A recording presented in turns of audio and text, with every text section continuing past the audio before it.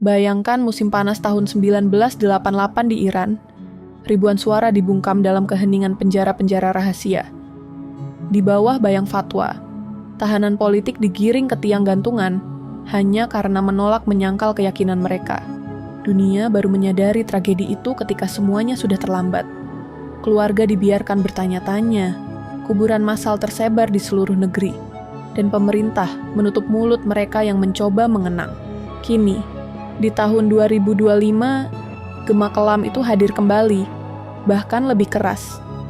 Menurut Iran Human Rights, sedikitnya 343 eksekusi terjadi dalam 4 bulan pertama di 2025, lonjakan 75% dibanding periode yang sama 2024. Ini bukan sekadar angka, ini adalah siren peringatan. Apakah kita sedang menyaksikan sebuah babak kelam dalam sejarah Iran modern terulang kembali? Jika kita telusuri data, yang terlihat adalah tragedi kemanusiaan. IHRNGO mencatat paling sedikit 110 eksekusi pada bulan April 2025 saja, termasuk 35 orang etnis Balus, 6 Kurdi, beberapa warga Afghanistan, Arab minoritas, 3 wanita, dan beberapa orang yang mungkin masih di bawah umur saat pelanggaran dilakukan. Dalam 4 bulan pertama, 2025, total eksekusi menyentuh angka 343 dengan kurang dari 4% yang diumumkan oleh otoritas resmi. Sebagian besar eksekusi itu untuk pelanggaran yang sangat luas, 169 untuk pelanggaran narkotika, 153 untuk pembunuhan, 12 untuk tuduhan keamanan, seperti muharebeh dan efsad fil arz, dan 9 untuk pemerkosaan. Human Rights Watch melaporkan bahwa hingga 27 Mei 2025, 478 orang telah dieksekusi, mencerminkan laju mengerikan yang belum pernah terjadi sejak awal dekade ini.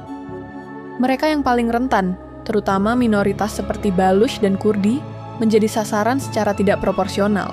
Lonjakan eksekusi ini berlangsung di tengah krisis geopolitik, ketika konflik dengan Israel dan tekanan internasional mendorong rezim menggunakan eksekusi untuk mencipta teror sistemik.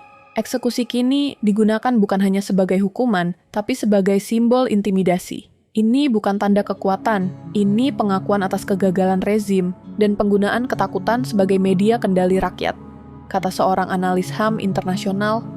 Untuk memahami urgensi situasi sekarang, kita harus kembali ke 1988.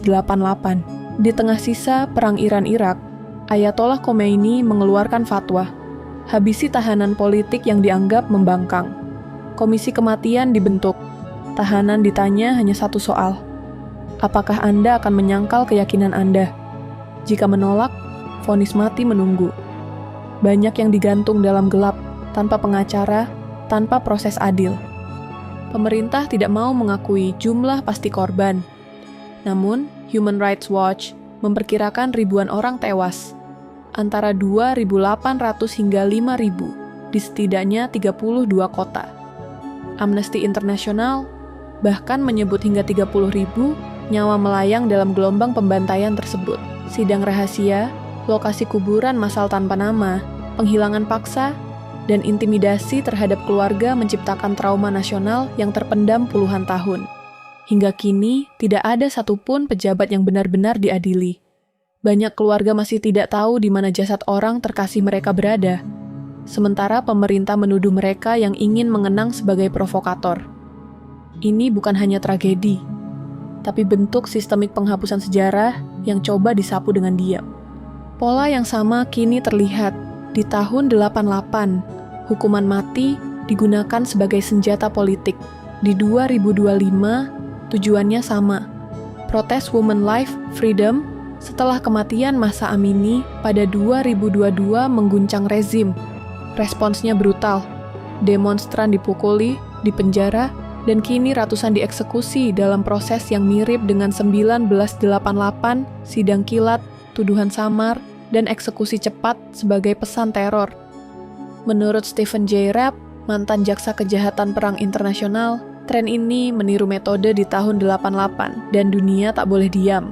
Ia menyerukan penyelidikan, sanksi, dan pertanggungjawaban lewat mekanisme internasional. Konflik dengan Israel memperburuk situasi, 3 warga Kurdi dieksekusi atas tuduhan menjadi mata-mata, memicu fase baru teror internal. Jika tren ini berlanjut, yang hilang bukan hanya nyawa, tapi juga harapan. Rezim menanam ketakutan melalui hukuman mati, menghancurkan ruang untuk berbicara. Jurnalisme independen punah, aktivisme berada di titik nol. Rakyat diam bukan karena setuju, tapi karena takut. Minoritas seperti Baluch dan Kurdi menjadi kambing hitam. Traumanya meresap ke generasi penerus ketika identitas saja sudah bisa menjadi alasan untuk dihukum mati. Budaya hukuman ini bukan sekadar pengendalian politik, ini adalah kekerasan struktural.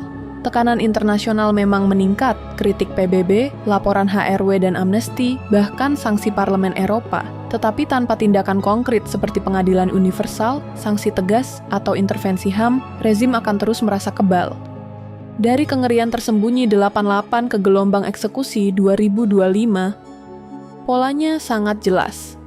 Rezim tidak lagi memakai hukuman mati demi keadilan, melainkan sebagai alat penindasan. Narasi mungkin berubah, dulu komisi mati, kini pengadilan revolusi, tapi esensinya tetap sama. Sejarah tidak harus terulang, tetapi hanya jika dunia bersuara lebih keras daripada tali gantungan. Apakah dunia sudah berbuat cukup untuk menghentikan krisis ini? Bagaimana menurut Anda? Bagikan pendapat Anda di kolom komentar. Agnifarta, karena dunia tidak pernah benar-benar tenang.